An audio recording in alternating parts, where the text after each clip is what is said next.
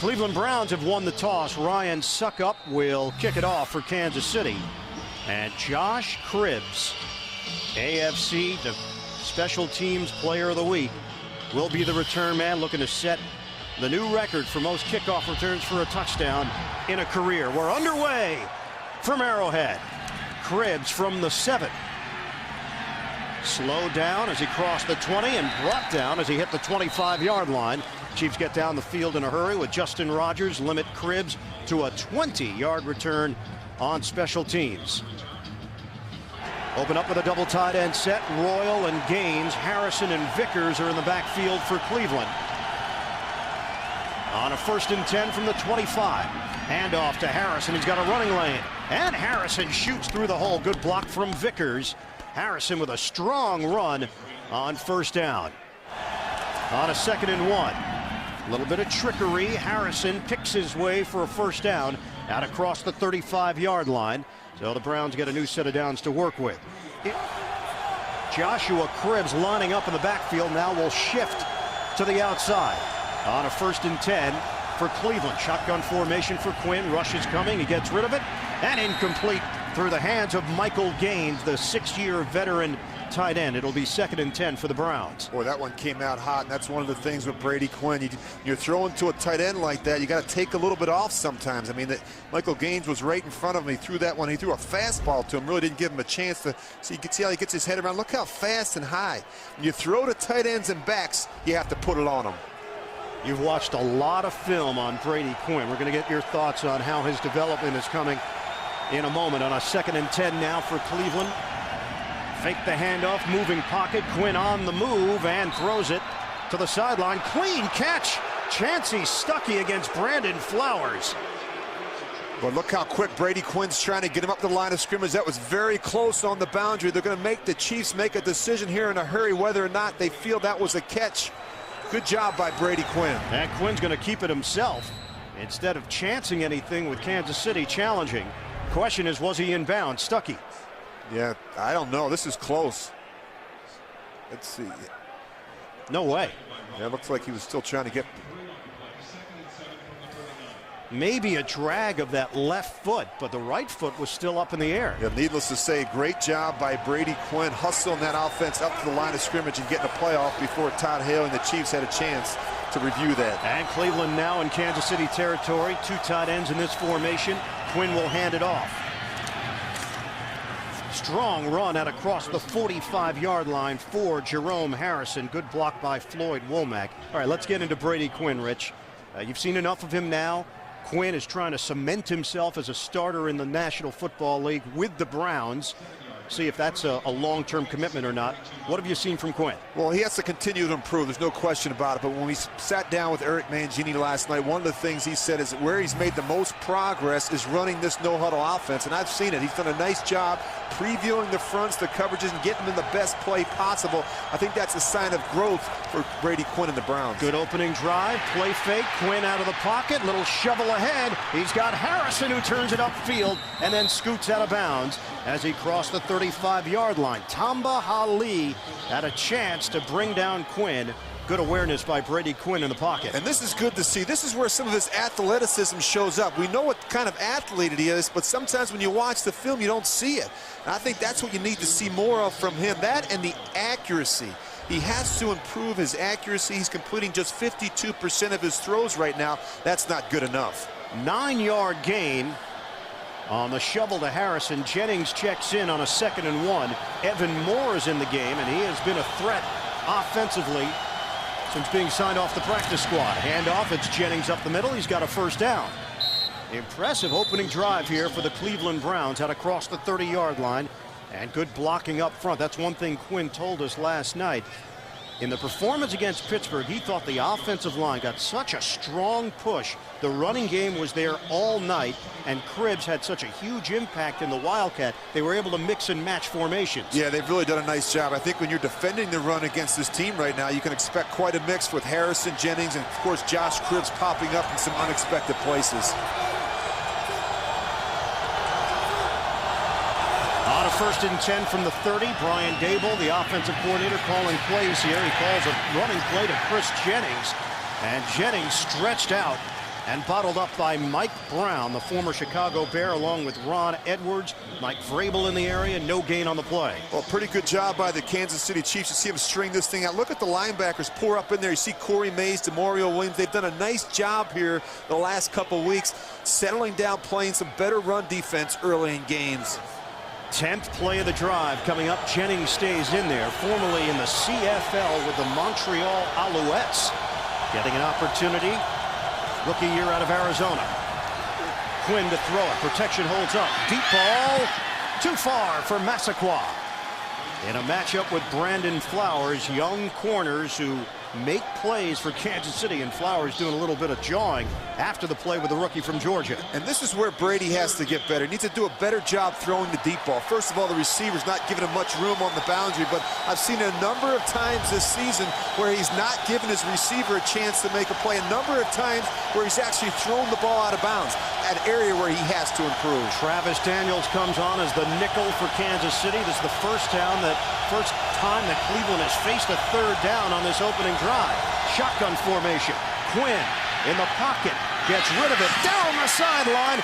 He had Massaquoi. Incomplete. Well, just another example right there. You know, you talk about accuracy, trajectory on some throws. He's missed some opportunities. And this is an area he has to improve upon. You got to give the receiver a chance to make a play. Let him go up and use his size. Let him jump up and get one. But if you throw it too far out in front, you don't give him any chance. Field goal attempt here for Phil Dawson, 47 yards. Dawson, 9 of 10 on field goal attempts this season. To put Cleveland on the board, Dawson, he's got it. Among the options, but Mark Bradley right now is the deep man for Kansas City. And Bradley able to turn the corner and out of bounds across the 25-yard line. Since the victory over Pittsburgh, Kansas City Chiefs have lost 3 in a row. They've been outscored 103-37 in those 3 games. And a handoff for Jamal Charles. And stutter step move brings him to the 30-yard line. Just across it, David Bowens on a pitch. And nowhere to go for Charles. Mike Adams helped make sure of it. They've had to make a change there as well with Andy Allman. Castle throwing.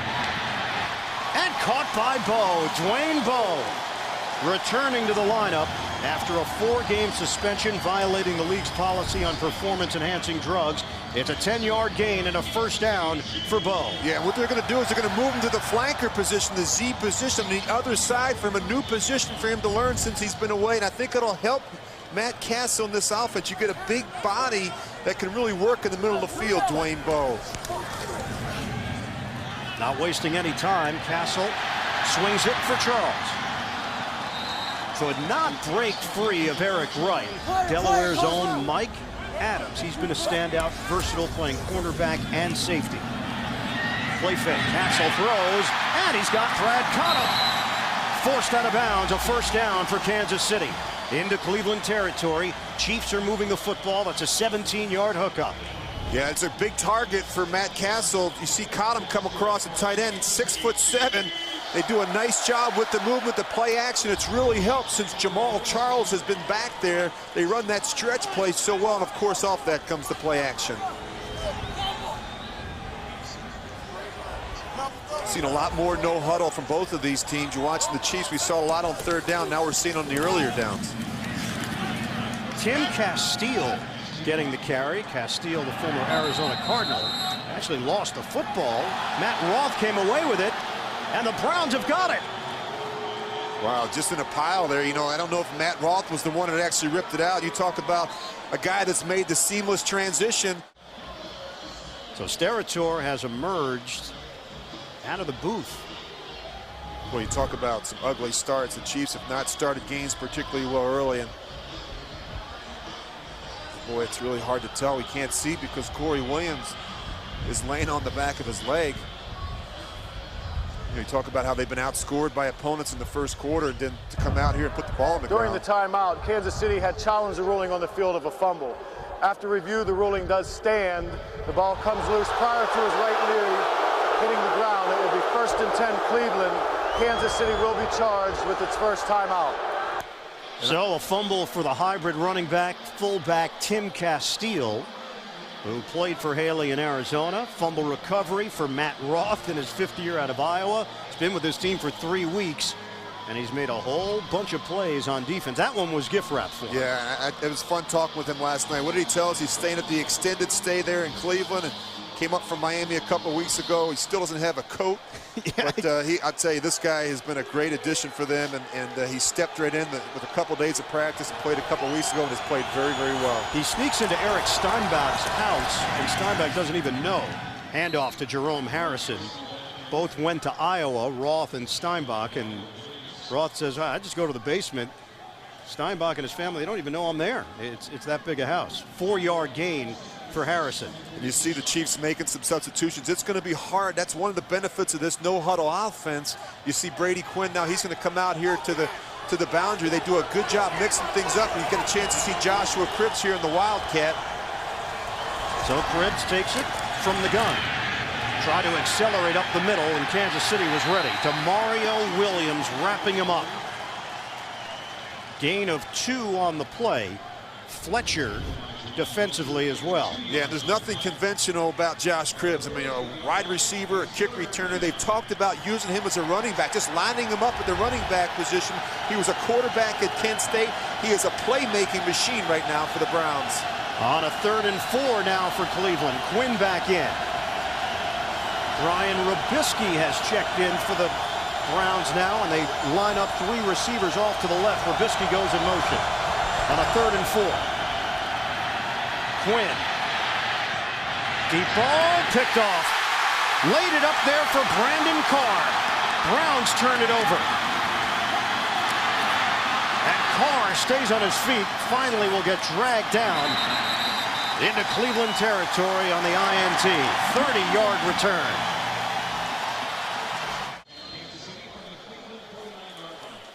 Brady Quinn, 6th pass of the day, so that means on his 151st pass, he throws a pick. Went 150 without throwing an interception consecutively, and that streak comes to an end. Fake the handoff, and Castle throws it into the ground. Nobody in the area. Penalty flag on the play, thrown back at the 38-yard line. Ineligible man downfield. Ineligible member of the offense illegally downfield, number 62, 5-yard penalty, 3-play first down. And that's Andy Ullman getting the start at left guard. Tennessee, we know they're a good football team. Now a chance to play the role of spoiler here in December. Castle forced out of the pocket, crossing into Cleveland territory for a 5-yard gain. Pressure from David Bowens. Let's go back to the pick. What happened here on Brady Quinn? Well, keep an eye on 2 things. Here's Brandon Carr, and then watch the motion as it's going to come across the field. You always have to see out in front of throws. That's important, particularly on these deep crosses. The other thing is you have to get it up and down. Brady Quinn puts way too much air on this. And the other thing is he doesn't feel the backside corner. Not a mistake you want to make early in the game. On a 2nd and 10, play action. Castle lining it up, throwing a deep ball, fluttering in the air, and hauled in by Chambers. Matched up with Brandon McDonald, and Chambers wins that individual battle.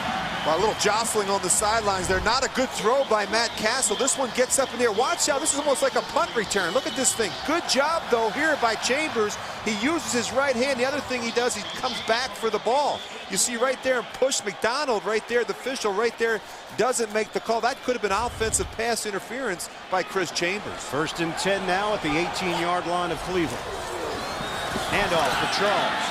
Stutter step. Charles burst upfield and was slowed down by Eric Wright. Looked like Charles had a full head of steam and a shot at a touchdown. 6-yard gain. Well, they're really excited about Jamal Charles. I mean, this guy's got great speed, and it was apparent when you watched him rip off that career-long 76-yard touchdown run last week against the Bills. When he gets up on the 2nd level, boy, it's hard to get a hold of him. Kansas City Chiefs have hit week 15 without scoring an offensive touchdown in the 1st quarter this season. Face a 2nd and 4 now. After the 6-yard gain, Castle from the gun. Rush is coming. Castle gets rid of it. And just a little too far for Charles. Boy, they got the matchup they wanted. They had Charles on the linebacker. They do a really poor job here, not giving him a chance. Both of these quarterbacks, when you get the one-on-one matchup with the linebacker, look, he's got him beat. Just put a little air on it and give him a chance to make a play. You can't overthrow that one in the back of the end zone. Cameron Wimbley supplied the heat on Castle, forcing him to speed up that lead.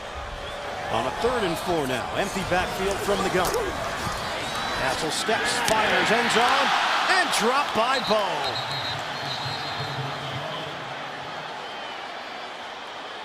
Well, that would have been a difficult catch, but you see the benefits of getting a guy like Dwayne Bowe back, a big body receiver, a guy that can go up and make catches, and this one just a little too hard to pull in, but boy, it's good to see Dwayne Bowe back out there for the Chiefs. Ryan Suckup, who has been one of the biggest positives on this Kansas City team this season, 30-yard field goal attempt for the final pick in the 2009 draft. Mr. Irrelevant. Colquitt will hold it, trying to tie this one up. And Suckup knocks it through. It's 3-all. Now Suckup will kick it off to Josh Cribbs. Cribbs backpedals from the goal line. Cribbs finds a running lane, breaks a tackle.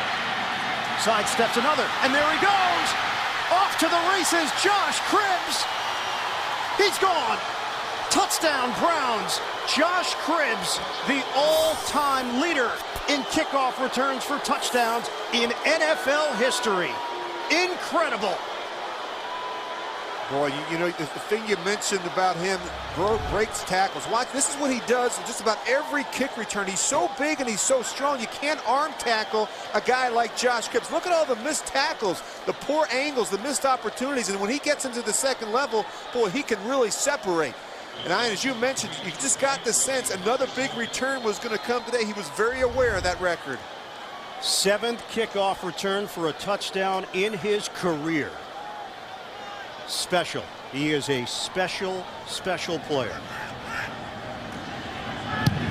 Extra point from Phil Dawson. But whoever it is needs to get a new deal done with Josh Cribbs. Mark Bradley, the return man. And Bradley hit and brought down to the 20-yard line by Gerard Lawson on special teams. Amazing when you think about those players. I mean, some of the best returners in the game on that list. And off, it's Charles. He had a kickoff return for a touchdown earlier this season against the Pittsburgh Steelers. And not much there for Charles to work with, a gain of 1. McDonald among those there defensively to limit Charles in the running game. Yeah, the big thing with the Chiefs, I think they need to eliminate the negative plays. I mean, it's been a problem all season long for them, and it was an issue again last week against Buffalo. I mean, between the penalties, the sacks, and the runs for negative yards, they had 17 negative plays last week, and they got to do a better job in that area. Quick snap, Castle throws, he finds a seam, Leonard Pope. The tight end, he's got a first down out across the 30-yard line. Pope came over from Arizona. Big target, 6'8", 264 pounds, and a 12-yard pickup. Todd Haley on a couple of different occasions have told us what a pleasure it is to have Pope around. He's just one of those guys that you like having in your locker room, keeps things light, very well liked by his teammates. Yeah, they really use the tight ends in a number of different roles. You see Pope and Cotta and O'Connell. Castle. He was throwing it in the direction of Jamal Charles. Matt Roth applied that pressure. And a penalty flag goes down. Charles had gotten turned around. Charles was actually blocking on the play. Matt Castle trying to make the case that there was an intended receiver there. Yeah, but he wasn't even looking for the ball. He was tied up in a block. Todd Haley making his case from the Kansas City sideline. Intentional grounding. Offense, number 7. It is a spot foul. Loss of down. Second down. And it's actually the right call. You know, Matt Castle's trying to indicate that Jamal Charles was in the area. But look, watch Jamal Charles. He's going to be tied up in this block right here. You see, he's blocking the whole time. And that's where actually Matt Castle's trying to throw the ball. You can't do that. Ball has to make it to the line of scrimmage, and he doesn't even make it close there. Charles got tied up with Eric Wright coming on a corner blitz. 49 offensive penalties. That's 3rd most in the NFL for the Kansas City Chiefs. So back it out to a 2nd and 24 now from the 19. Castle comfortable in the pocket. High throw. It's handled. Hauled in by Mike Cox. And he turns the linebacker loose and winds up in a sack. Deep ball. Castle too high. Dwayne Bowe felt he was held up by Eric Wright. Dustin Colquitt will punt it. Josh Cribbs. See if he's been able to catch his breath. He's standing at the 24. They're not even going to give him a chance. Gerard Lawson, the up man. And Cleveland has terrific field position out near the 48-yard line, touched up by Thomas Gafford. Very difficult situation now. Eric Steinbach, former teammate of his with the Bengals, now, of course, a member of the Cleveland Browns. And off to Harrison. And Harrison able to pick up some real estate on the outside, chased down by Mike Brown. It's a 3-yard gain. And Rich, for the Bengals, this is going to be a very emotional time. We know that Cincinnati is a playoff team, and we'll see how the Bengals are able to handle this situation as they move forward. Yeah, our thoughts and prayers go out to the entire family and really that organization. It's been a difficult year for the Bengals. They also lost Vicky Zimmer, Mike Zimmer's wife, the defensive coordinator, so it's just been a really tough time for the Bengals. Another give for Harrison, and they're able to push the pile out near the 45-yard line. Injury. John St. Clair, the starting right tackle, is down with an ankle injury. His return is questionable. So Hank Fraley has slotted in at right guard, and Floyd Womack has shifted over to right tackle for Cleveland. Yeah, a lot of changes along that offensive line. The good news is, though, is they've been productive with the running game. They got creative with it last week against Pittsburgh. Somehow they rushed for 170 yards against the #1 defense in football in terms of the run. So more of that here today. Call it a 3rd and 3. Stuckey goes in motion. From the gun, Quinn looking in that direction. He's got Stuckey for a first down. He's twirled down by Travis Daniels, the former Cleveland Brown and Miami Dolphin. 5-yard gain through the air. And this drive continues now for the Browns. All right, really nice job here by Stuckey. He's going to come across in motion. He's going to fake like he's going back, and all he's going to do is run out to the flat. It's man-to-man coverage. You can see right here. Travis Daniels, he gets behind him. They get 2 receivers going upfield. Easy little throw and catch for the Browns. Josh Cribbs lines up as a receiver on the near side. And Flowers is matched up with him. Back set up in the eye with Royal in motion. Handoff, Harrison. Good cut by Harrison, and Harrison kept the legs churning as he was able to hit the 35-yard line. Vickers and Royal with nice blocks up front to create some space. A 7-yard gain. Well, they have not run the ball particularly well here in the red zone as they get on the red zone fringe. And Jerome Harrison, the guy leads them with 30 catches. He does a number of different things for him. And the other thing is they've done a nice job mixing in Chris Jennings. So it's really a running back by committee right now. Of course, we'll see some Josh Cribbs as well.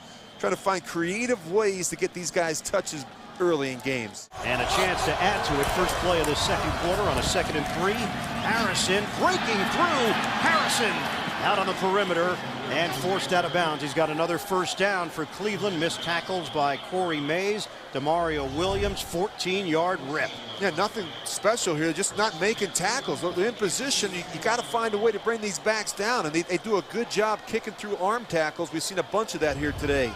1st and 10 now at the 21-yard line. 61 rushing yards for Cleveland. Kansas City has been limited. Harrison remains in the backfield. Brady Quinn checking off the line of scrimmage. Double tight end set into a running play. And Harrison straight up the gut. Good second effort by Harrison to pick up an extra yard, yard and a half. Corey Mays in on the stop. And a 5-yard gain for the 4th-year running back from Washington State. Well, I'll tell you what, the Browns might have gotten a break there. Fullback Lawrence Vickers was in his 3-point stance. He actually flinched a little bit there. And referee looked over to the line judge. It did not make that call. The Chiefs sideline was complaining about that one. Chris Jennings now comes in, replaces Harrison. On a 2nd and 5 for Cleveland. They are in the Kansas City red zone. Handoff for Jennings. Little juke move by Jennings. Crosses the 15-yard line. Alex McGee, the rookie from Purdue, 3rd-round pick, making that tackle and limiting Jennings to a 3-yard pickup. Well, I really like what the Browns do offensively. I mean, Brady Quinn does a great job at the line of scrimmage. They can make their substitutions. You see how difficult it is for the Chiefs. Players run in and on and off the field. But it makes it very difficult for defensive coordinator Clancy Pendergrass to dial up a lot of exotic blitzes. You don't know what personnel groups you're going to get, and it's very difficult when Brady Quinn is making the calls at the line of scrimmage. 3 receivers set now for Quinn on a 3rd and 2. Fans trying to play a role here. Handoff. Jennings did not get to the marker. Needed a couple of yards, maybe picked up a half a yard as Mike Brown collaborated with Mike Vrabel to bring him down. What really nice job here by Mike Brown. He's gonna watch him right here at the top of your screen. He's gonna fill right down in the middle of this hole here. He knows it's run all the way. Watch how quick he gets there. And right there, Jennings has nowhere to go. Good job by the strong safety Mike Brown filling. Browns have to settle for a 30-yard field goal attempt. Phil Dawson adds to the Cleveland lead. 30-yard field goal for Phil Dawson. Brady Quinn 3 of 7 so far, 23 yards, no touchdowns and a pick. Browns have a 13-3 advantage. Dawson will kick it off. Mark Bradley is deep. Terrence Copper in front of him. And this will settle in at the 9-yard line for Bradley. Bradley trying to get to the outside, and he crossed the 25. Brandon McDonald was able to track him on special teams, a 19-yard return. All the CBS programming with. Handoff to Charles up the middle. And Charles snaking his way out across the 30-yard line, a 4-yard gain. He got cut down low by Corey Williams. Is this a guy that the Kansas City Chiefs can build around as a running back, or is that an area that they're going to have to keep their options open? Have you seen enough of Charles to think he's a keeper? No, I think they like him. I think he's really taken advantage of his opportunity since they released Larry Johnson. I mean, he's having an outstanding season. I mean, he's established himself as someone I think the Chiefs can build around. He's got that speed. He catches the ball well. He's gotten better in terms of the blocking game. Charles again. Squeezing through a hole, and Charles should have enough for a first down. Andy Altman with another good block. Handoff to Jamal Charles running off tackle and zigzags his way to the 45-yard line. Tackled by Jason Trusnick. David Bowens was able to walk off. He took a shot to the right knee for Mike Cox. And Kaluka Mayava, the rookie from USC, is now on the field at that linebacker position. 7-yard gain for Charles. He's now got 25 on the ground so far. Charles again. Charles through a hole. And a first down into Cleveland territory at the 48. Matt Roth with the stick. Another 7-yard pickup for the second-year pro from Texas, Jamal Charles. Boy, it's rapid fire. I mean, you look how quick they are at the line of scrimmage, and I tell you, it makes it difficult for the defense to catch your breath, let alone make any adjustments and substitutions. Fake the handoff. Castle. Deep ball. Caught by Chambers. Against Eric Wright, over the shoulder grab for the veteran Chris Chambers, dialing it up for 40 yards. Well, good play action here. Matt Castle does a nice job giving him an opportunity to make a play. And Chris Chambers, he actually owed him one. He owed Matt Castle. He dropped a critical throw last week in the game. He makes up for it there with a big catch on the boundary. And it sets up the Chiefs nicely with a 1st and goal inside the 10. Castle, fade route. Chambers, he's got it. Touchdown, Kansas City.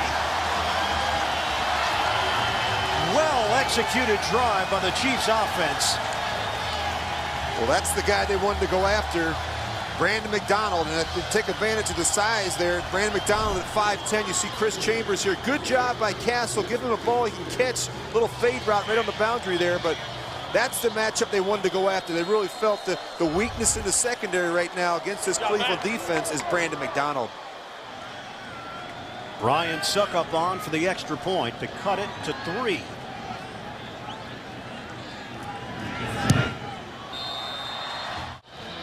And Kansas City now trailing Cleveland 13-10. Just over 10 minutes to go first half. Suckup kicks it off. Krebs has already returned one the distance. And Cribbs is spun down short of the 30-yard line. Kansas City, a string of 156 consecutive sellouts here at Arrowhead comes to a halt here today. First time they haven't been sold out since 1990. The crowd that is here has been energetic, though, trying to cheer on this defense. First down for Cleveland. Big hole, Jerome Harrison. Lawrence Vickers has been doing yeoman's work from that fullback position. That's a 7-yard gain for Harrison. Yeah, I really like this group of backs, and Harrison and Jennings and Lawrence Vickers. Though he's the guy that really makes it go. I mean, he's a guy that's a big, strong fullback. They move him around in that backfield set. You see him lined up out there wide. Motion him back in there so he can open up some holes for these backs. 62 yards rushing for Harrison. He can add to it here. Harrison through the middle, tripped up, or he would have turned that one into a 15, 20-yard gain. Instead, it's limited to a 7-yard gain for Harrison. And you see Vickers there again. He's nothing more than a smaller size guard back there. He's 250 pounds, and he can open up some big holes, and he's willing to go in there and do the dirty work for you. 6th-round draft pick out of Colorado back in 2006. And one tough guy, originally from Houston, Texas. I'm ready for them to throw it to this guy right here, Brady Quinn. Well, we've seen that already this season. Cribbs, though, looking to run it. Hurdles and turns it into a positive gain. Touched up by Demario Williams out along the sideline. 5-yard pickup for Cribbs in the Wildcat. Yeah, I'm going to throw some numbers out here for you with this guy as a runner. I mean, with guys with at least 40 rushing attempts, he averages 4.1 yards after contact. That's the best in the game. 12% of the time he breaks a tackle. That's the best. And he gains 10 yards or more 23% of the time. I don't know why you don't hand it to a guy like that every play. Did you leave your basement this week? How about that? These are impressive numbers. Did some work. 2nd and 5. It's Jennings getting the call, and Chris Jennings will come up short of midfield and well short of a first down. Mike Brown there to make the stop, a 4-yard gain. Okay, let's throw some other numbers out your way. You mentioned Jerry Rice earlier. Minimum 80 rushing attempts all time. Josh Cribbs is in the top 5 in NFL history. Yeah, the more you study Josh Cribbs, I mean, he's a playmaker, and I just think that you have to find creative ways to get him touches in games, whether you throw it to him, whether you hand it to him, whether you put him back there in the Wildcat. He's just too good of an athlete not to have on the field. On a 3rd and 4. From the gun. Quinn sends Rubisky in motion, the rookie out of Ohio State. Rush is coming. They handle it. Little dump off. It's caught by Massaquoi, and he's short of the marker. Brandon Carr with a throwdown defensively. Boy, I tell you what, this is just not knowing where you're at in the field. Right when he catches this ball, if he could just fall forward. I don't think he ever anticipates Brandon Carr right in front of him, but they're just going to come up just a little bit short here. Just a young player not knowing where he's at on the field. So a 3-yard gain. They needed a little bit extra, and we see Reggie Hodges come on the field with Mark Bradley returning punts for the first time in his career.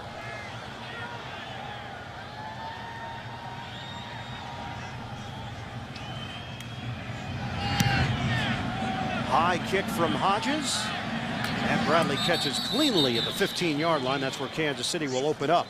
On first down, handoff to Jamal Charles, and Charles will come up short of the 20-yard line, a 4-yard gain. Matt Roth over there defensively for Cleveland. David Bowens has returned after a knee injury earlier in the quarter. Yeah, it's good to see Bowens back in there. You know, they've had a lot of change at the linebacker position in this defense. Only Cameron Wembley is in his normal spot. You think about Trusnick coming in and Roth, and these guys were both acquired during the season, so they've had a lot of changes at that linebacker position. That can be very unsettling to a defense.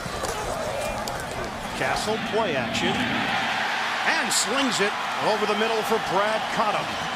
Cottom has now matched his total from last season for receptions. He's got 7 on the year. That's a 25-yard pass play. Well, they really like this tight end. He's so big, but he runs routes like a receiver, and it's 6'7". I mean, that's a mismatch for a lot of corners. You see Brandon McDonald right there. He's in position, but boy, just the size and those long arms makes it very difficult to defend. Cottom came out of Tennessee. His brother Jeff is a tight end at the University of Tennessee.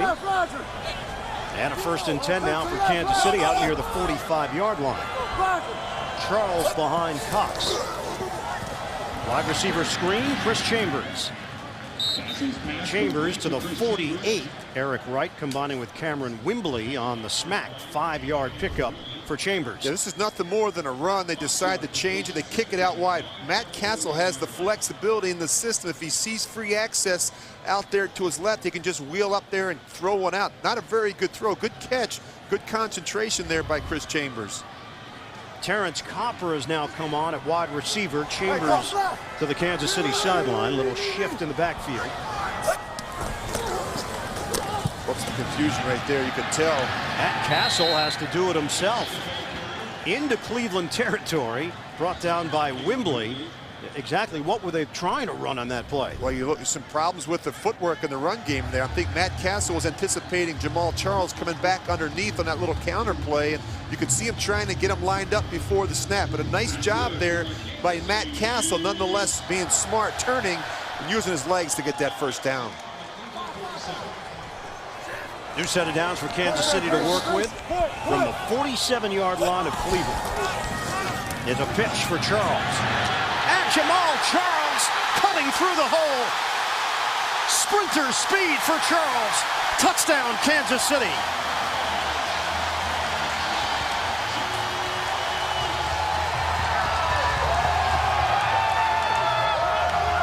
"47 yards for Charles. Why? And this is 2 weeks now. We've seen him break off a long run. But watch this. He's very patient. And then he runs through some arm tackles. And once he makes this cut, nobody's going to catch him. You know, Brandon McDonald's a pretty fast corner. But, boy, this guy, as you said, has sprinter speed. Track star of Texas. You're not going to catch him in the open field.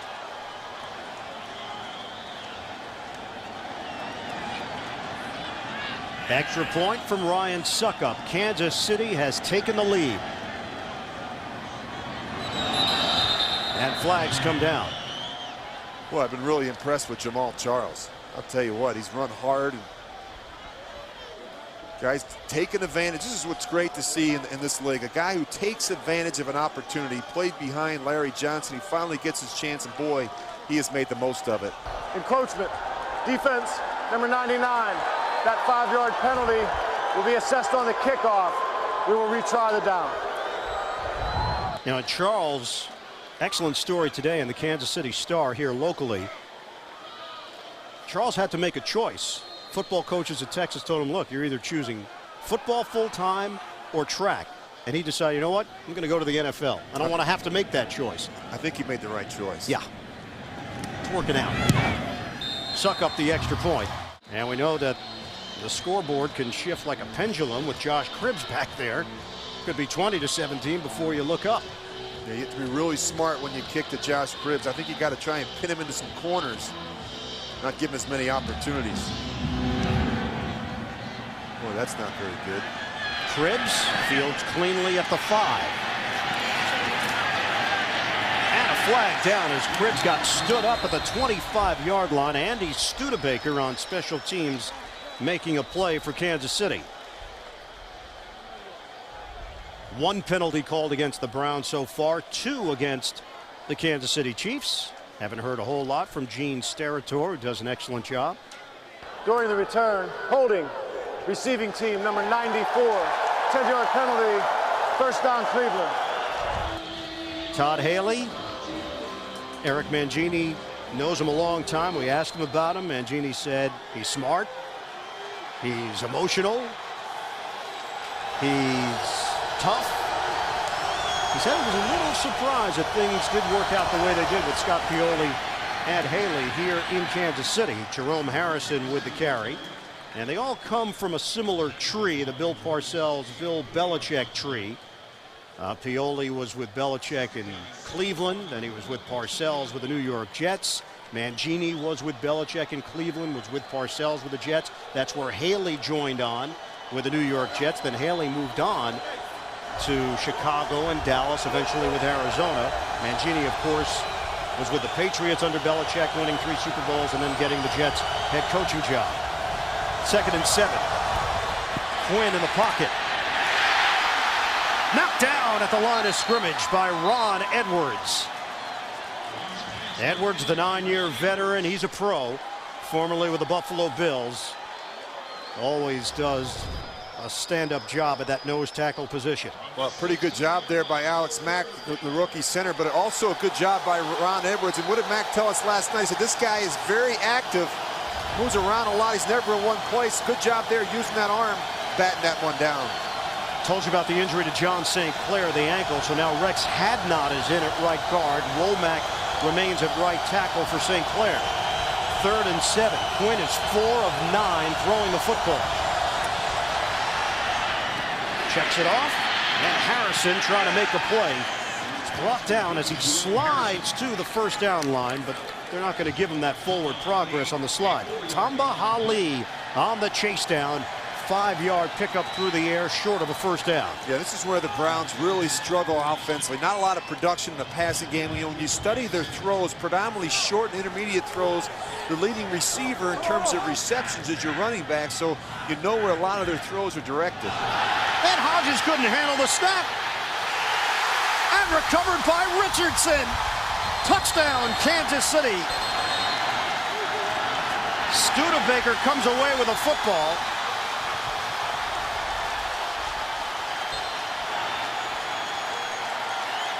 Well, unbelievable. When you score on the kicking game, I'll tell you, that's huge. Turnovers right there, that part of the field. Not only that, but you get your punter, Hurt Hodges. He just can't handle the snap. Does a poor job once the ball's on the ground, not going after it. Illegal Some motion confusion right here. on the offense. The penalty is declined. The result of the play, touchdown. It hit Nick Sorensen. Wow. Ball was still loose. Looked like Richardson had it. Instead, it's Studebaker who comes out of the pack with it. Ryan Pontbriand, the snapper. Boy, what happened was they had a shift there. You can see the special teams coach, Brad Seeley, was over there talking to him. Pontbriand just snaps it on his own early. Hodges not expecting it in the up back. Sorensen wasn't anticipating that as well. Ryan Suckup on for the extra point. So the Kansas City Chiefs get a special teams touchdown here against the Cleveland Browns. Well, that's a big play by the Chiefs special teams. They gave up a big play to Josh Cribbs earlier on the kickoff return. They answer that with a big fumble recovery in the end zone by the punt cover unit. 2:44 to go in this first half. Browns offense will get it back now.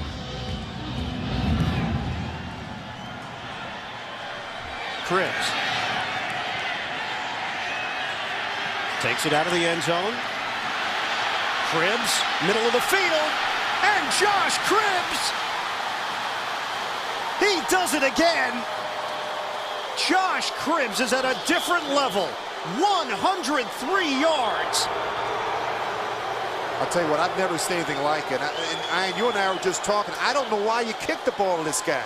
We did a Cincinnati game a couple weeks ago. They refused to kick the ball to Josh Cribbs, whether it was punts or kicks. You can't throw this guy softballs all day. He's going to make you pay. He'll hit it out of the park every time.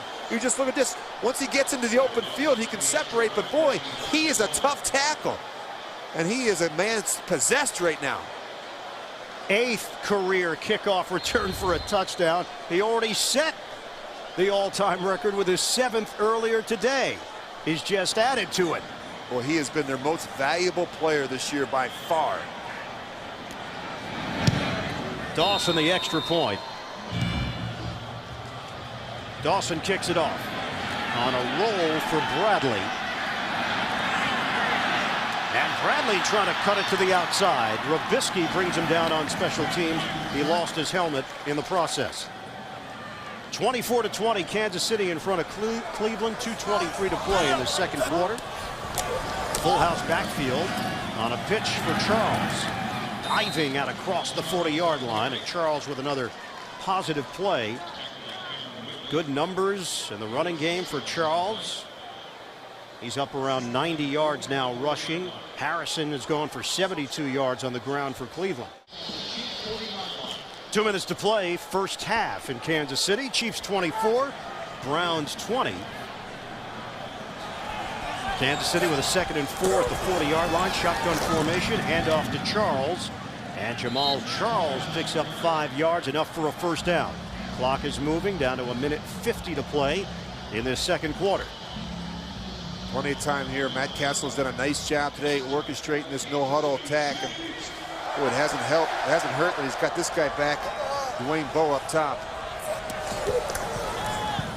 Castle to throw. And he's got Dwayne Bowe short of the marker. Bowe hauls it in.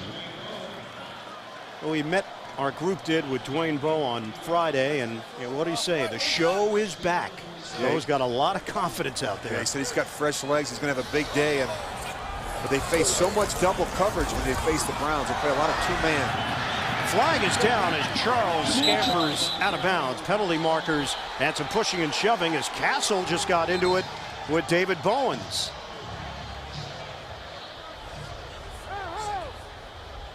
So multiple flags on that play. As Castle got to the outside with Charles, a penalty marker came down, and then one came through at the end of the play. Gene Steratore just sorting out the numbers. Both teams on the play. Illegal use of the hands. Hands to the face, number 96, defense. Holding, offense, number 83. Those penalties offset. Replay, second down. Well, if you're Jamal Charles, you got to like it when your quarterback is out in front. Watch Matt Castle. Watch him get a block here on Bowens. Wasn't a great block, but he made an effort. Now watch this. Now he gets pushed. He's actually going to come back and try and push him back. That's good to see Matt Castle. A little effort there trying to help out your back in the running game. Shotgun formation on a 2nd and 2 now for Kansas City. And releasing out of the backfield is Charles. He's got a first down. What an impressive day this 22-year-old Jamal Charles is having. 8-yard gain through the air. He's just shy of 100 yards on the ground. Charles now has 2 catches for 16 yards. Well, he's so fast. You just want to make sure you put it in a position where you get to the transition of the run. Just over a minute to go. First half. Castle in the pocket. Guns it over the middle, incomplete. In the direction of tight end Leonard Pope. It'll be 2nd and 10 now for Kansas City. Well, you know, the big thing is when I study Matt Castle, I just think he needs to eliminate the 2 or 3 bad decisions that seem to hold him back in this offense each week. And, you know, not throwing it away and taking the sack or that untimely interception. If he can just clean those 2 things up, those 2 areas of his game, I think he can really be a fine quarterback. Shotgun for Castle. Rush is coming, and Castle gets devoured. First sack of the day for the Cleveland defense. They had 8 in a victory last week over the Pittsburgh Steelers. Matt Roth. Yeah, and what did Mangini tell us? He said, listen, I knew how tough he was from having played against him in New York. He just used to beat up our tight ends all the time. Castle after the timeout, throwing underneath to Leonard Pope, and he is spilled out at the 40-yard line. Right back to the original line of scrimmage. Mike Adams with the stick, and it's a 7-yard gain. 35 seconds left in this first half. Kansas City used the timeout. Not exactly sure why. They stopped the clock with 35 seconds left. Maybe just wanted to talk things over on 4th down, but Dustin Colquitt comes on to punt it. And Josh Cribbs is not going to get an opportunity to touch it. Touched up out near the 20-yard line. It's a 21-yard punt. Now the Browns have 26 seconds to work with here. Well, if I'm Steve Hoffman, the special teams coach of the Chiefs, I better have a plan here in the second half. I don't think I'm going to kick the ball to Josh Cribbs in the second half. And apparently the Browns are just going to take a knee. They're not going to chance anything themselves for the final 20-plus seconds of this first half. Kansas City with a 24-20 lead over the Cleveland Browns here at Arrowhead. Mark Bradley is deep for Kansas City. Bradley turning it upfield, out across the 25, thrown down short of the 30-yard line by Brian Rubisky, and a 10-yard return.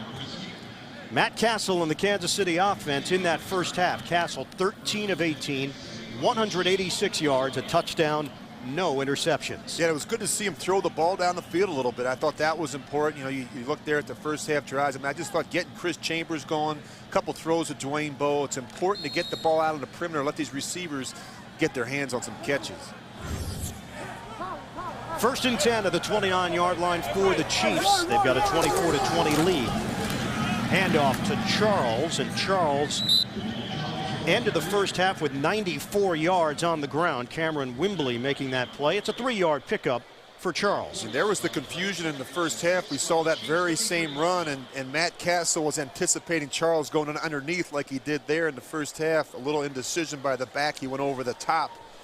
Talk about precision in the running game. Footwork so important. Rich, we haven't talked about this yet, but Mike Furry has seen a lot more time defensively now in recent weeks. Number 87, normally a receiver. Castle knocked up in the air and incomplete. Adams was trying to close for the pick. Corey Williams among those defensive linemen there. And Williams is a little bit slow to get up for Cleveland. Yeah, they can't afford to lose Corey Williams either. They're without Robert Smith today, and beat up along that defensive line as well. See the pressure coming up inside. You see him bring Bowens there. And defensive linemen have done a good job. You see Corey can get his hands up. Very difficult as a quarterback to make good, accurate throws when you have those big guys in your face. And Williams could not make it to the Cleveland sideline on his own. Medical staff has come over to deal with Williams. 44 seconds gone by in this third quarter. We'll step aside in KC. And that is a very thin position right now for Cleveland at defensive line. Castle throwing and dropped by Bradley. Now Todd Haley, we mentioned the numbers, 39 officially coming into this game drop balls, most in the NFL. Haley said to us it's more like 50 or more. You know, it's amazing. We're up here in the broadcast booth. The Chiefs coaches are next to us. I thought the window was going to break between us. They shake it on the window. They're tired of seeing guys drop balls. You can see the frustration from Matt Castle. The play call was correct. The execution was correct. Bradley just could not haul it in. The fifth-year pro from Oklahoma. Dustin Colquitt punting. Cribbs backpedaling and catches at the 13. Cribbs now trying to circle his way to the outside and cut down as he crossed the 15 by Javon Belcher. They trail the Chiefs 24-20, first possession of the second half for Cleveland on a handoff for Harrison, who turns it upfield, and Harrison is thrown down after a first down run out near the 30-yard line. 11-yard gain. Well, on that third down throw, Matt Castle unhappy with his receiver Bradley. Yeah, I wouldn't be either. I mean, it's amazing. You think about it. They've dropped 40 balls so far this season. That's more than any other team in the league. And if you think about that, how does that affect Matt? I mean, he goes from a 54% passer up to a 64% passer if they make those catches. Give is to Harrison again, and Harrison emerging through the hole. Jerome Harrison, goodbye. Harrison takes it the distance. Touchdown Browns. 71-yard rip. Well, I'll tell you what, he had 73 in the first half. He's not big, but he's tough and he's decisive. And when you commit this many people up around the line of scrimmage in your Kansas City and you make one guy, look at that, 9 people, 9 defenders up at the line of scrimmage. Boy, just a number of missed tackles. They're not good on the run fits. And you let a guy like Jerome Harrison jump over a pile and go the distance. 155 yards rushing for Harrison today. 71 yards on that touchdown burst. Extra point. 27-24 Cleveland. Browns lead it 27-24. Dawson kicking off to Bradley from the 7. Bradley taking it to the outside, and Bradley is brought down at the 26. A 19-yard return. Alex Hall on special teams making the play. You know, I don't want to take anything away from Jerome Harrison's great run, but you just count the number of Chief defenders up at the line of scrimmage. There's actually a 9th defender. He'll come in late. But boy, I mean, this will make Clancy Pendergrass sick to his stomach when he watches the tape on Monday, the defensive coordinator. I mean, you have 9 defenders up at the line of scrimmage. You can't find a way to corral Jerome Harrison. I mean, a great effort by him, but that's just bad defensive football. So back and forth we go. Clancy Pendergast's defense just got gashed to the tune of 71 yards on the ground. Charles is stood up and hit by Cameron Wimbley. It's a loss of 2 on the play. Still early stages of this third quarter. Browns with a 3-point lead over the Chiefs. Well, I tell you, it's a number of big plays in this game. I mean, you talk about 2 teams. There's a reason why the Browns are 2-11 and the Chiefs are 3-10. They both give up explosive plays, not only in terms of defensively, but in the kicking game as well. They've both been victimized by a lot of big plays this season. Corey Williams, it's a thigh injury. He's gone back to the locker room for Cleveland. Handoff, Charles slicing up the Cleveland defense, and he makes up the yardage that he lost on first down and then some. Charles with the accelerating move for 9 yards. He's now gone over 100 yards already, 106 yards on the day. And boy, I tell you, it's not a lot of opportunities, just 15 carries, and boy, he's made the most of them. On a 3rd and 2, First and charge timeout, Cleveland Cleveland. uses a timeout. Kansas City facing a 3rd and 2. Fake the handoff and dropped by Jake O'Connell, the rookie from Miami, Ohio. It would have been a first down. We saw it on the last possession. Mark Bradley couldn't handle what should have been a first down throw, and now we see it again here with O'Connell. Well, he tried to baby it. It's certainly a catch that Jake O'Connell should make. But look, Matt was just trying to take a little off of this and actually sinks on him. That's been the problem. A big reason for their struggles has been the fact they're last in third down efficiency, converting just 25% of their opportunities. Another punt from Dustin Colquitt, sending Cribbs back to the 7-yard line. Cribbs has a little bit of room to work with. And Cribbs, he was hit hard by Mike Richardson on special teams, short of the 20. 58-yard punt and 11-yard return. To be a playoff team in the AFC. Handoff to Harrison. They tried to go up the middle with him again. Last time he did it, it went for 71 yards and a touchdown. This time it goes for 1 yard. You're talking about Tennessee. I mean, when you start 0-6, you really don't give yourself a lot of opportunities. As you look around the league this year, there's been a lot of situations where teams have lost 3 or 4 in a row. It's very hard to overcome those setbacks, particularly at midseason. 2nd and 9 now for the Browns. Clock is moving, 11:23 and counting left in this 3rd quarter. Fake the handoff. Quinn, plenty of time. And Quinn able to find Chancey Stuckey out on the perimeter. Brandon Flowers with the coverage. It's a 9-yard gain. And should be a first down. Let's see where they spot the football. No, it's short. Yeah, he's just a little bit short. You know what, with as well as the Browns are running the ball, they've already rushed for 175 yards in this game. You'd think there'd be some big plays in the passing game. But this is an area they continue to struggle. They did not throw the ball. Just 38 passing yards today for Brady Quinn in this offense. He is 6 of 11, no touchdowns and a pick. This is a 3rd and 1 for the Browns.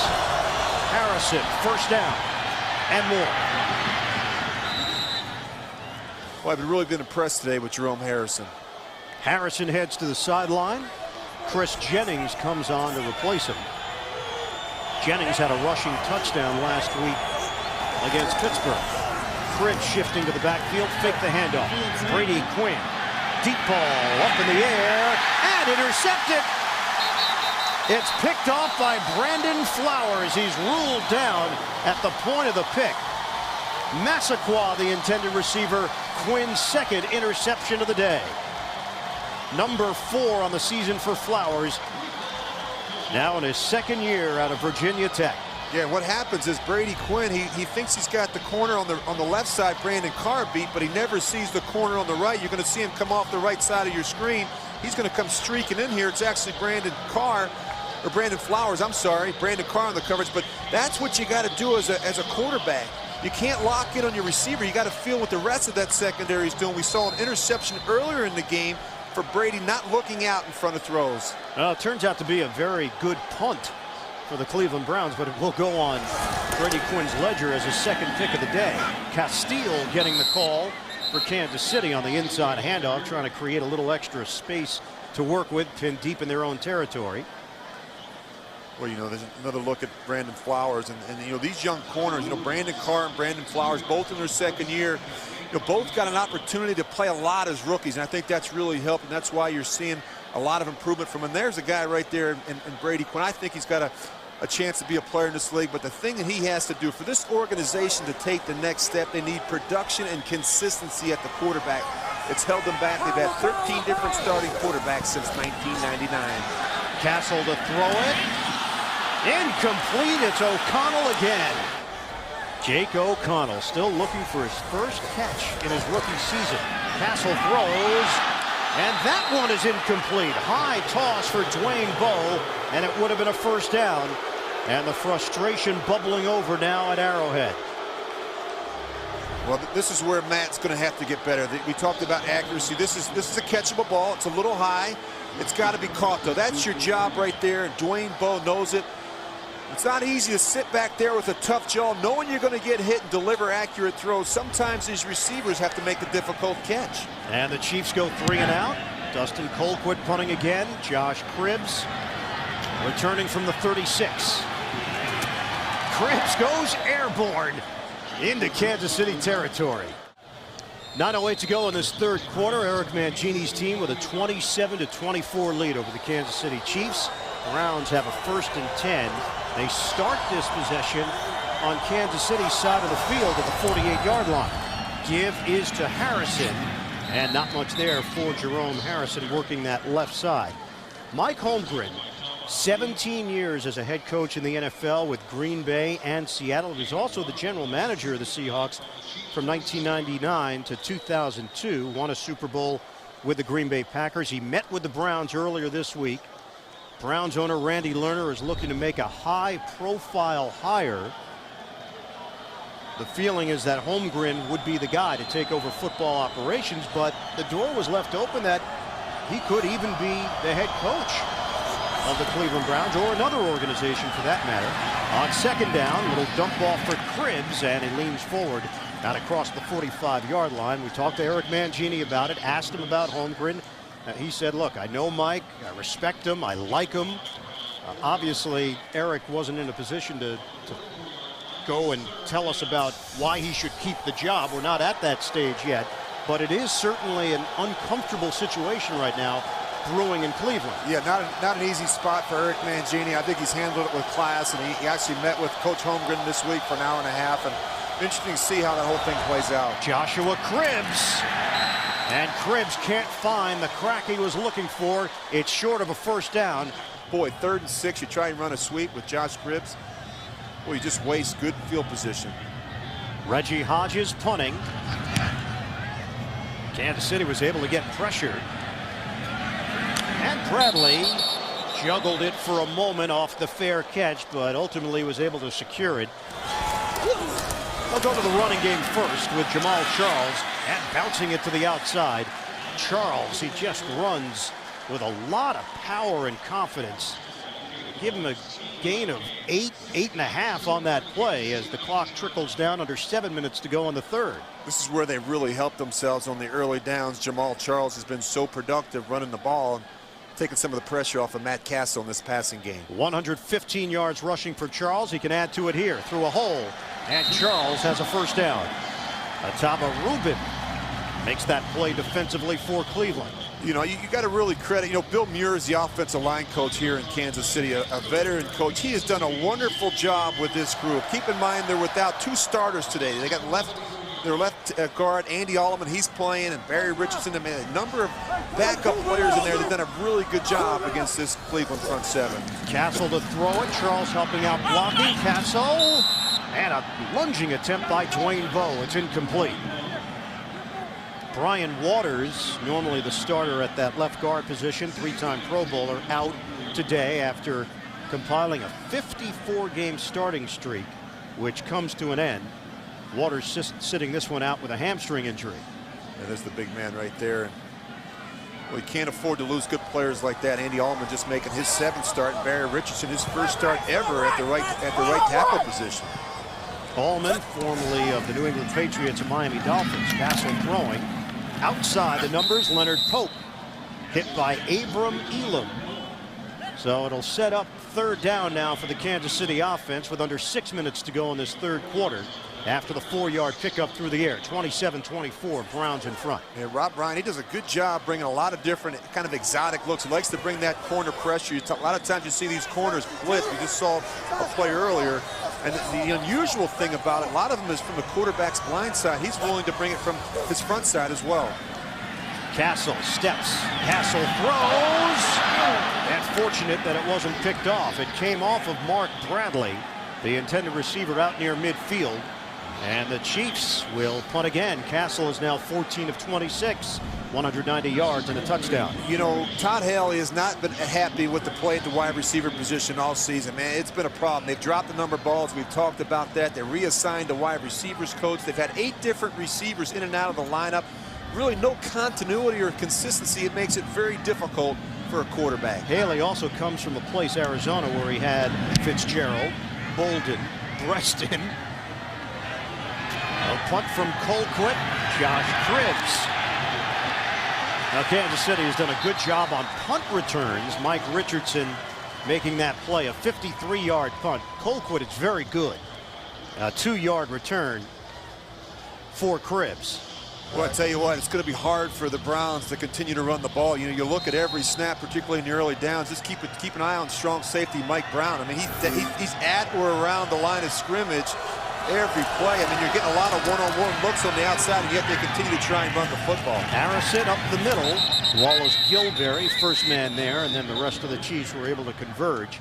5-yard gain for Jerome Harrison. So Harrison now 179 yards rushing. And the challenge for Brian Dable, the offensive coordinator, to try and create a big play. I mean, I think eventually you're going to take a shot down the field. It's hard to continue to run the ball against all these 8- and 9-man fronts. 29 running plays, 13 pass plays. Kansas City is much closer to 50-50. 21 running plays, 27 passes. 4 receivers set. Pocket moving, but go against the grain and dropped by Harrison. They certainly had Kansas City leaning. Tamba Hali over there defensively. You know, we talked about drop balls, and it's not just the Chiefs that have the problem. The Browns have their own problems holding on to the ball. They've dropped 36 passes this season, second only to the Chiefs. So that's been a problem. A lot of it is just concentration. Guys trying to run before they actually catch the ball. Their eyes are downfield. Is it a big surprise that these two teams have combined for 5 wins? No, it isn't. When you watch the film, it really isn't. I mean, they give up big plays. They're not in the right position. They don't generate enough explosive plays offensively. Inconsistent play at the quarterback position. 3rd and 4. Quinn looking. Quinn fires complete. Evan Moore getting in on the act. Second-year tight end from Stanford, formerly with Green Bay. Spent 2008 on injured reserve with a knee injury. And Brady Quinn had very high praise for Moore in the way that he has fit into this offense. Well, you know what? His good play in practice has helped him land a spot on the active roster earlier this month, Evan Moore. I mean, a wide receiver out of Stanford. As you mentioned, he was an IR in Green Bay in 08. I mean, a guy that's really come in and taken advantage of his opportunity. First catch of the day, and it's a first down. Give is to Harrison, and Jerome Harrison busting out to the second level. He comes up short of the 45. Hank Fraley, the veteran, with a key block, who's had a huge influence on Alex Mack. Fraley was formerly the center. Right now he's playing at right guard. You know, Harrison's only 5'9". I think what happens is you lose him behind that big offensive line in that zone run scheme, and before you know it, he finds a hole and pops right out. And before you know it, he's going to be at 200 yards rushing. On a 2nd and 1 now for the Browns.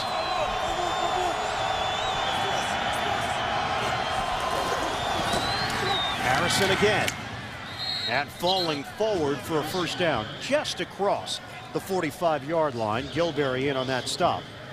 And we will hit the 3-minute mark of this 3rd quarter. Boy, nothing makes you sick more than standing there on the sidelines as a defensive coordinator, as a head coach, and watch your defense get gashed in the running game. And that's a problem. When you can't get off the field, when you can't stop the run, makes it hard to call defenses. New set of downs for the Browns to work with. Now Chris Jennings will check in. Harrison gets a breather. Cleveland with a 3-point lead, and they're driving. Handoff to Jennings. And Jennings diving for a couple yards, maybe just 1, depending on the spot. Coming up on 2 minutes to go in the 3rd. We'll call it a long 1 or 2 yards. 2nd down and 8 now for Cleveland. 263 yards of offense, Rich. 215 have come on the ground. Yeah, and you really got to credit Brian Dable there, the offensive coordinator. They've done a good job mixing things up. different backs have touched the ball. Brady Quinn, you got to give him some credit. He's done a good job at the line of scrimmage, deciphering these fronts and getting in the right run. Now it looks like a pass play now, working out of the gun on a 2nd and 8. Getting rid of it quickly on an out route for Stuckey. And the former New York Jet who came over in the Braylon Edwards deal has got a first down for the Browns. Boy, there's some shots there. Some big plays down the field. Keep it on the ground. Running play to Harrison. Through the gut for a 4-yard pickup to Mario Williams over there to make the play for Kansas City. I just don't think they, as an offense, they have a lot of confidence in Massaquoi right now, or Stuckey, that they can beat anybody one-on-one, that they can run by these two corners, Brandon Carr and Brandon Flowers in Kansas City. Well, we've seen flashes from Mohamed Massaquoi. We saw a performance much earlier in the season against Cincinnati where he kind of made a name for himself for the first time in his rookie year out of Georgia. But even talking to Eric Mangini last night, he said we haven't seen enough of it from Massaquoi. I think it tells you where they are in the passing, and the most productive receiver is a rookie. Stuckey turning it upfield. He's got a first down. That one covers 10 yards. And Cleveland has been very efficient offensively on this possession. It'll go down as the final play of this 3rd quarter. First play of the 4th quarter. Quinn on a handoff. Ed Harrison churning the legs to the 25-yard line. Ian Eagle, Rich Gannon, the rest of our CBS crew wishing you happy holidays. Browns 27, the Chiefs 24. Cleveland trying to win its 3rd game of the season and looking to go back-to-back. They beat Pittsburgh last week on a Thursday night game, 13-6. Harrison has now cracked 200 yards rushing. 2nd and 6 for the Browns. Give is to Harrison again. And Harrison, they just keep working the middle of the field. DeMario Williams there to greet him. It'll set up 3rd and a makeable 1 yard for Cleveland to keep this drive going. Yeah, right in the middle of the field is our guy we visited with last night, Alex Mack, the rookie out of California. That offensive line has done a wonderful job there today. Anytime your back goes over 200 yards rushing on the road, you really got to tip your hat to the job that group has done up front. And they've gotten a lot of movement at the point of attack. Yeah, Mack telling us that the game has definitely slowed down for him compared to early in the season, like you would think for most rookies. He did say, oh, it's a long season in the NFL. That part has hit him. He's had an excellent rookie year. I don't think he got it. Tamba Hali stonewalling him short of the 20-yard line. Well, there's a difference of 6 inches by the two officials. I can see that. The two line judges, one on the far side, he's been a little bit more generous. Fortunately for the Browns, they get the one on the near side. They're going to be short. And they're going to go for it. Kansas City fans reacting now, facing a 4th and less than a yard for the Browns. Empty backfield, look for Quinn to do it himself. A physical 6'3", 215 pounds. Now Cribbs comes to the backfield on the fake. Quinn has got the first down, stays on his feet, and there's the athleticism of Brady Quinn paying off. It's a 1st and goal inside the 10. 13 yards on the quarterback keeper. Well, I don't know if this was by design or not. Boy, nice play there by Brady Quinn. Real patient with the quarterback sneak. I think he fooled some people thinking that he might toss it or hand it to Josh Cribbs. Probably felt like a high school game for Quinn back at Dublin Kaufman High School in Ohio. And that's what I think we need to see of more from Brady Quinn. He is an athletic player. He can run, he can use his legs, but when you watch the film, man, it just doesn't show up. His athleticism doesn't show up. We need to see more of that from him because he can really hurt defenses with his legs. 1st and goal from the gate. Give is to Harrison with a head of steam. Harrison is in. Touchdown, Browns. What a day Jerome Harrison is having. This is embarrassing if you're the Chiefs defense. I mean, you're allowing a team to come in here with 2 wins and just run the ball right down the middle of your defense. I mean, just look at this. Look at the move. Look at Joe Thomas up there. He blocks 2 guys. Of course, Lawrence Vickers, the lead back. He's done a wonderful job today. You don't rush for 200 yards without a good fullback, and clearly Jerome Harrison has one in Lawrence Vickers. Jerome Harrison, 213 yards rushing, 2 touchdowns. A career day for Harrison. He's given Cleveland 34-24. Browns in front, and Kansas City has sent Jamal Charles, who has the potential to take this one back the distance. Charles, it will be returnable from the 2. Working the sideline, Charles loses the football, but coughs it up out of bounds. Blake Costanzo making the play on special teams. 23-yard return. We got a chance to talk to my guy Mike Adams last night, the safety for Cleveland. What did he say about Rob Ryan? He said, I love playing for him because all he wants to do is go get the quarterback and play a lot of man-to-man coverage, and that's our strength right now. Handoff, Charles breaks one tackle, cannot break a second. Eric Wright, he was all over it, a loss of 1 on the play. And what did I ask some of these Brown players last night? I said, you know, can you put back-to-back wins together? That's not something they have not been able to do since October of last year. And, you know, they had a great performance last week, and I was curious to see whether they could come back today and match that same effort and intensity. So far, so good for the Browns. 2nd and 11 now for Kansas City. Charles stays in the backfield. They'll fake the handoff. Castle on the out route. It's complete to Cottom. But Brad Cottom has been a contributor here today. That's a 15-yard pass play. First down. Yeah, when you're running it well like this, the play action, the shots down the field, and Cottom has done a nice job today. I've been really impressed by him. It's a big, good-looking tight end, 6'7", but he runs very good routes. First down, out across the 40-yard line. Charles goes down. Kenyon Coleman coming back from injury. And Coleman makes that play right at the line of scrimmage. 2nd and 10 now for Kansas City. You know, Eric Mangini, when we talked to him regarding the perception that the league has about the Cleveland Browns, he said there is this feeling outside of Cleveland that things are tough inside our building, but he said that's just not true. These guys like each other. They play hard for one another. He believes the effort level has been very high. Obviously, they've made a lot of changes on their roster over the course of the year. Charles breaking out to the 2nd level, out to midfield. Cameron Wimbley finally touches him up. Short of a first down. That's a 9-yard run. Boy, another good run right here by Jamal Charles. Just good patience. You know, that little ISO draw. But I go back to what you were talking about with Eric Mangini. I just look by what I see on the film. I see these guys playing very well the last couple weeks. Charles with a 2nd effort. Initially, that play looked dead to rights as Charles couldn't handle it on the bobble, but he regathered and got the first down.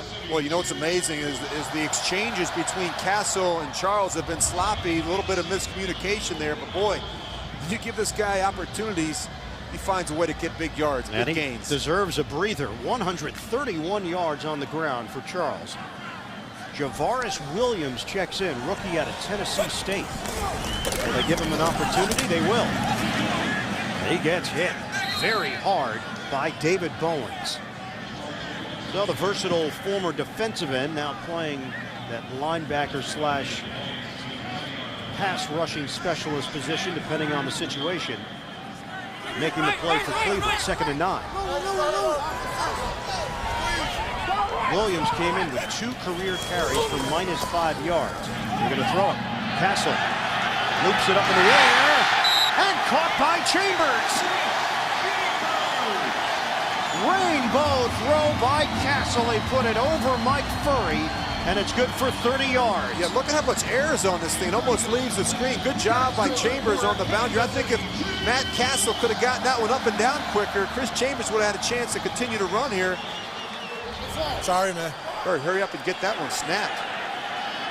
At the 14-yard line, Chambers now 114 yards through the air. Zigzag move by Charles, working inside.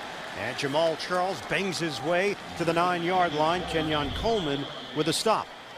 Well, yeah, not only does he gets both feet in bounds, but then you want to watch to see if he has control. That ball looks like he does, but boy, that one really sailed on Matt Castle. That is a terrific grab by Chambers. So as Castle has been failed by some of his receivers today, Chambers just gave one back to Matt Castle.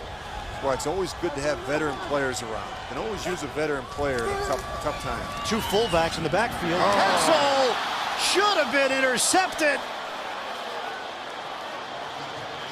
Maeva could not. come up with the pick. Cottom, intended receiver. Well, Matt Castle, he throws this one blind. He's expecting Cottom to be over the ball, but you can't do this. They fake the screen both ways, and he's late coming back inside. He's anticipating that Cottom's going to be there. You can't throw the ball in the middle of the field late and not see the throw.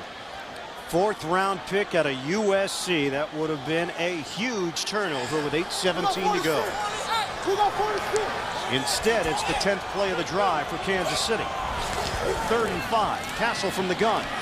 Throwing back of the end zone. Incomplete. Terrence Copper, the intended target.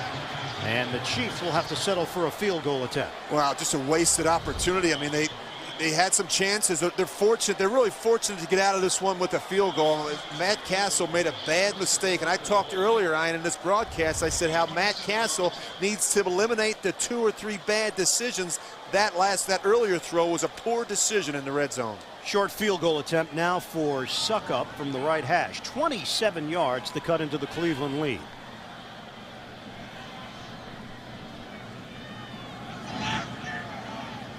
Ryan Suckup. He nails it. 34-27, the Browns leading the Kansas City Chiefs.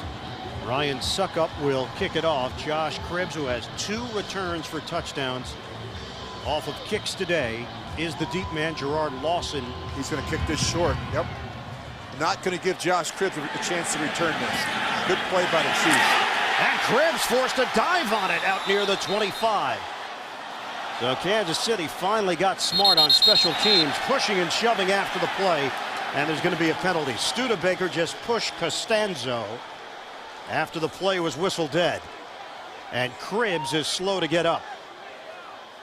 Well, we saw Suckup come out early and work on that pooch kick, and that's what you want to do. You don't want to give Josh Cribbs a chance to return one. Foul, unnecessary roughness, number 96 of the kicking team. 15-yard penalty, 1st down Cleveland. Timeout. From the 39-yard line, Browns take over after the penalty on Studebaker. Handoff to Jerome Harrison, and Harrison cutting to the perimeter and into Kansas City territory.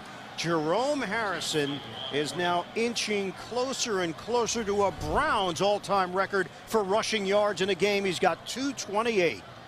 Yeah, they always talk about setting the edge on a defense. They don't do it here. You just watch the edge of the defense. Look at this. They allow him to get back outside. Not a good job by Corey Mays there.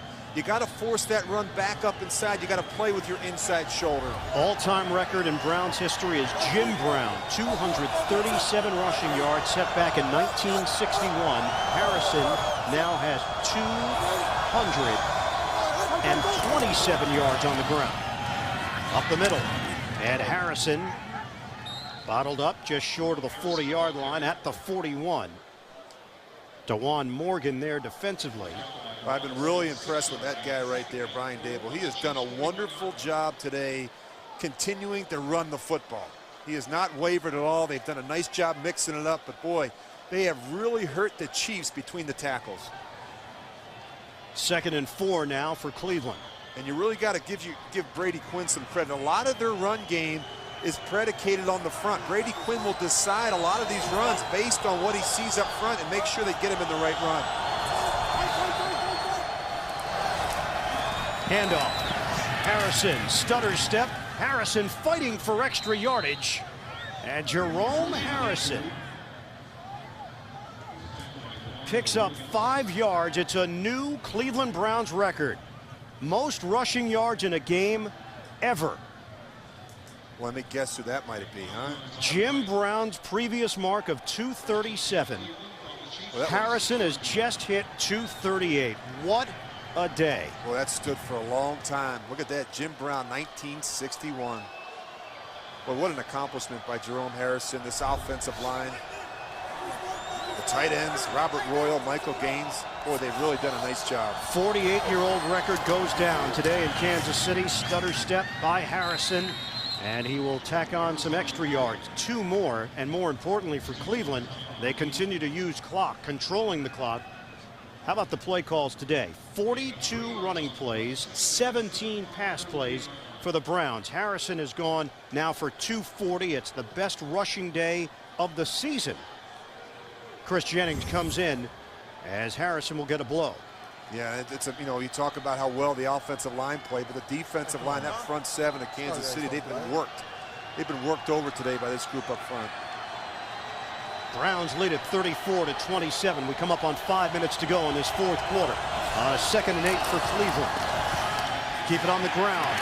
Jennings taking it to the outside, and Chris Jennings checks in and makes something positive happen as he is able to bust it to the sideline, and a 5-yard gain for the former Arizona Wildcat. I go back to our open when we talked about two things. We talked about Tamba Hali using the wrong shoulder. We talked about a defense that doesn't do a good job of getting off of blocks. We've continued to see that here today. Taking poor angles, not good with their run fits, not taking on the block with the right shoulder, not getting off of blocks. It's been a consistent theme for this Kansas City defense all day. Huge play here on a 3rd and 3 for Cleveland. Play clock winding down. Flag down as Jennings got the call. That's going to be on Cleveland's offensive line. There's some movement up front. False start. Offense, number 65. 5-yard penalty. 3rd down. Now they got a little antsy. Eric Steinbach called on the penalty.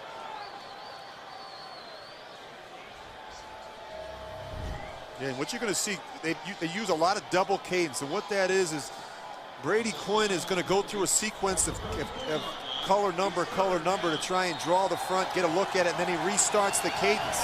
So you have to be really patient up front if you're a Cleveland offensive lineman. Quinn is on the Cleveland sideline. Cribbs checks in. They'll run the Wildcat on a 3rd and 8. Cribbs looking to throw it. Cribbs throwing. End zone. Broken up. Chancey Stuckey in a matchup with Brandon Carr. The Browns went for the knockout punch here in the fourth quarter. Boy, a really nice job. I like the play call. And you give your receiver a chance to make a play, a knockout shot here. And boy, Chancey Stuckey almost comes down with that. Really nice job there by Brandon Carr. And now the Browns are going to try a long field goal attempt to make this a 2-possession game. 52-yard attempt for Phil Dawson. Hodges will hold it. Pontbriand will snap it from 52 yards away. Dawson's kick is on the way, and it is short. No good. So it's really not a big shocker that they've played a close game. 34-27, Browns in front. Castle throwing on 1st down. Second man, it's caught. Dwayne Bowe on a pass intended for Chris Chambers. Well, you talk about being in the right place at the right time. Matt Castle, he's forced to step up. He just misses Chambers by a little bit, but look at Bowe, he's right there. I don't know that he makes that catch. I'm not so sure that didn't hit the ground. And the red flag is out. Eric Mangini will challenge this with just under 4 minutes to go. After review, the ruling on the field stands. It is a completed catch. Cleveland will be charged with its 2nd timeout. Will be 1st and 10, Kansas City. Well, Dwayne Bowe admitted to us that it was difficult watching the games. He would TiVo them, being away from this team for 4 games. And people might think, oh, he's suspended for 4 games, but he can be around the facility, be around the guys. No, can't be anywhere near the facility or near practice. He was working in town here with former Pro Bowl guard Will Shields and the Chiefs. On 1st down, little bootleg, set it up for Cottom, and Brad Cottom going airborne for extra yardage. We've seen a number of players leave their feet today trying to make a play. We see it here from Brad Cottom. Listen to this here. Think you want to play football at home?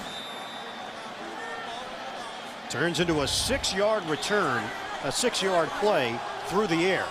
2nd and 4 now for Kansas City. Charles, not much there on 2nd down. So it'll set up 3rd and short now. David Bowen's in on the stop. 3:35 and ticking left in this fourth quarter. And we've been talking so much about the game, the day that Jerome Harrison has had, but boy, Jamal Charles has had a wonderful day as well. 136 yards rushing, and both of these backs taking over for Larry Johnson and Now, they've done a wonderful job. Jamal Lewis and these young backs have taken advantage of their opportunities here today. On a pitch, Charles has got the edge, and he's got a first down. He has just cracked 140 yards on the ground. And Jamal Charles, who set a new career high last week with 143, he has topped that here today. Charles is now at 149 on the day. Yeah, they faked the belly upside to Mike Cox, and then they flipped the ball to Jamal Charles. That's what you want to do. You want to get him the ball on the edge and let him go to work. Heads over to the Kansas City sideline, and we're working on Brad Cottam there as well. Jake O'Connell is in at tight end. Castle looks, throws, incomplete. Bo trying to catch it with his hands. It'll be 2nd and 10 for Kansas City, and even 3 minutes to play. Yeah, it would have been a tough catch, but this is on Matt Castle. You got to be better with it. You got to hit him on his front shoulder. And the other thing is, Dwayne Bowe doesn't have to leave his feet all the time. Stay on the ground. That's a tough catch. Accuracy so important. Location on those throws. We've seen today a number of missed opportunities. You know, it was interesting talking to Dwayne Bowe. He said that he didn't have anyone to throw to when he was out a month. He ran routes versus air. They had a jugs machine. They were shooting balls out to him. Very difficult for him to get his work in while he was away. Shotgun formation. Castle floats it. Incomplete. Leonard Pope, the intended receiver. On a post pattern, Jason Trusnick. Tight coverage all the way. Well, you're going to see him. He's working right up the middle of the field in the post route. Boy, just a little bit further in front of him. He hits him on the back shoulder. And, you know, Matt's just trying to lob this one in. Throw it out in front. You got a big tight end in Leonard Pope. Don't make him wait for it. You give a player like Jason Trusnick a chance to make a play. 3rd and 10. Chiefs down by 7. Running play to Charles. And Jamal Charles is upended short of the 10-yard line. Mike Adams there to make the play defensively. So now it's 4th down for Kansas City. They trail by a touchdown, and we've got 2:35 to go. Obviously, the field goal unit is not coming on. Well, they've gone for it more than any other team this season. They've gone for it 27 times on 4th down. They've converted 13 of those 27. Shotgun. Castle fires. End zone. Touchdown! Mark Bradley. The Chiefs an extra point away from tying this one up in the 4th quarter. Really an interesting call there by Todd Haley. You got 2:20 left in the game and all 3 timeouts. A lot of coaches in that situation might have kicked a field goal, but not Todd Haley. They've gone for it 27 times, now 28. Great job there. Little double move to Mark Bradley in the slot. Matt Castle with his 9th 4th quarter touchdown of the season. He came in tied with Tony Romo for the most in the NFL. Ryan Suckup the extra point.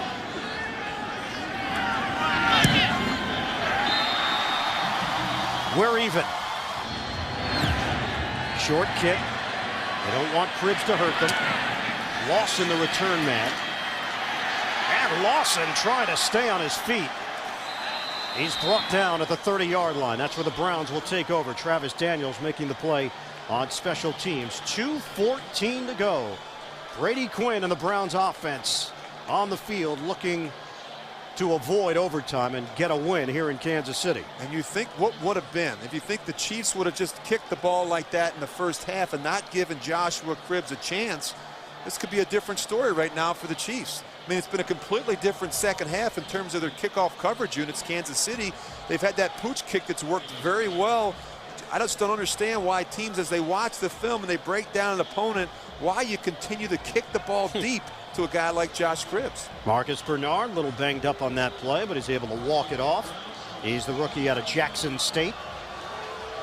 Phil Dawson is hoping for another chance. Looked like he was going to have a 45 to 47-yard attempt, but Eric Steinbach called on a penalty that backed them up 5 yards. Then they went for a touchdown on a trick play. Cribbs throwing it incomplete. 52-yard attempt was no good, short from Dawson. Chiefs score a touchdown on their next possession, and here we are, tied at 34. Handoff to Jerome Harrison, setting a new Cleveland Browns rushing record this afternoon. But you'd have to think at this point they have to find some plays through the air.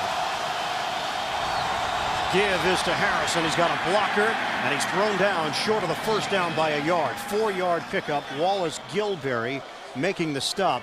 Harrison, 249 yards on the ground for Cleveland. Clock is moving. 1:40 and counting left in this fourth quarter. Boy, they got to pick the pace up a little bit. Taking a lot of time to get this thing called the line of scrimmage. Too much time. 3rd and 1 for the Browns. Down to 1:20 to go. Fake the handoff. Quinn's going to do it himself, and he's got plenty of running room. Brady Quinn taking it to the perimeter and out of bounds.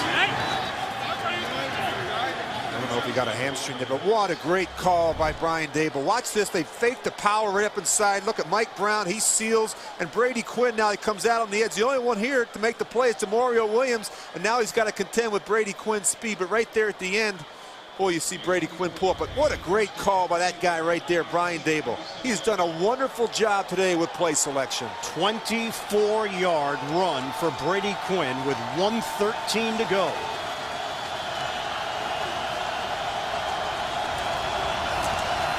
Handoff. And Harrison is stacked up as he crosses the 35. It's a 3-yard gain for Harrison. He has now cracked 250 yards on the day. He's at 252, and Quinn is not moving that well. Timeout taken by Kansas City with 1 minute left. 8 game-winning field goals in his career. And the most impressive thing about this whole deal for me today with the 252 yards rushing, they did it without throwing the ball hardly. And I think that's the most impressive thing when you look at the way they've done it. On a 2nd and 7, it's Harrison again. Harrison taking it to the outside, makes a cut. And Harrison brings it near the 25-yard line. He has been all world today. Jerome Harrison with a 7-yard pickup. Off the timeout, Royal goes in motion. Handoff, Harrison, first down and more. Jerome Harrison walking the tightrope and will take it in for the touchdown. 44 seconds left. Harrison with his 3rd touchdown of the day, and Jerome Harrison has 286 yards rushing.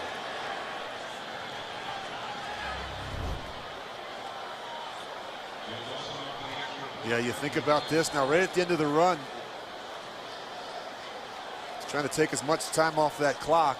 Well, it brings into question whether or not, if you're Kansas City, are you letting him score the touchdown with the idea that you get the football back? Dawson adds the extra point, as opposed to letting him get the first down. The Browns use clock and then kick a field goal with no time remaining. When he went down at the 1, they just ran out the clock. Well, cover a kick, and Mark Bradley on the return for Kansas City. They trail by 7. And Bradley out of bounds with 38 seconds left. Chased down by Alex Hall. So the touchdown does allow Kansas City to have a shot here with 38 seconds to play. Could have been the Kansas City Chiefs letting it happen. I think all 3 were a thing of beauty. What a beautiful day by him. Castle over the middle. Mark Bradley tripped up. Big play into Cleveland territory as Mike Furry may have just saved a touchdown. 26 seconds left, 33 yards on the pass. You're right there. I mean, think about that stop by Mike Furry. It's interesting to think that, boy, this one could have gone to the house. Great job by Matt Castle. You can see right there, Mark Bradley goes right up the middle of the field. He goes over top of Mike. Look at that. That would have been close. Really got a kick out of visiting with Mangini last night. He said that Mike Furry, he's actually moved to the defensive meeting room. And here's a guy that started 11 games at the safety position for the Rams, and really maybe a game-saving tackle right there. You can see Rob Ryan, the frustration from him. 26 seconds remaining. Well, they had 8 sacks last week. They really need one here. They just tacked on 2 extra seconds where the timeout was called. Castle is 20 of 36. 309 yards, 2 touchdowns, no interceptions. You got to work the middle of the field. The Browns play so much two-deep man coverage. The opportunities are in the middle of the field. Kansas City is out of timeouts. Mark Bradley is thrown down. Browns claim the football was loose. The play was not whistled dead. Bowens comes away with the loose football. They're going to have to put some time back on the clock. Several seconds ran off. It's down to 14 seconds left. And a spike with 11 seconds left. And Matt Castle wants an explanation from Steratore. Yeah, he should. I'll tell you what, they got stiffed a couple seconds there, but and now you got to get him back in the huddle and make sure you get a play called. All right, now the officials are trying to get the spot. Good job by Mike Adams and the defense. They're trying to do everything they can to not allow those officials to spot the ball. Well, easily 5 seconds came off the clock there. When they got it with 14 seconds, they spiked it with 11 seconds. And now Kansas City running out of time. You got two options here. You can try and get a ball maybe 12, 15 yards down the field, but they're not going to let you throw it from the outside lanes. There it is. Now take a shot. There you go. They get it to Dwayne Bowe. 7 seconds remain. The ball spotted just short of the 25-yard line. That's a 15-yard hookup. Really nice job there. They got half of it. Now you give yourself a shot. You have one play left, 7 seconds. Just got to try and find a way. Keep an eye on Cottle. He's 6'7". Send the big tight end down the middle of the field and see if he can't go up and get one. 7 seconds left to play. Kansas City trailing 41-34 to Cleveland. Castle steps. Castle looking for the tie. Throws it up for grabs and back of the end zone. It actually hit the crossbar.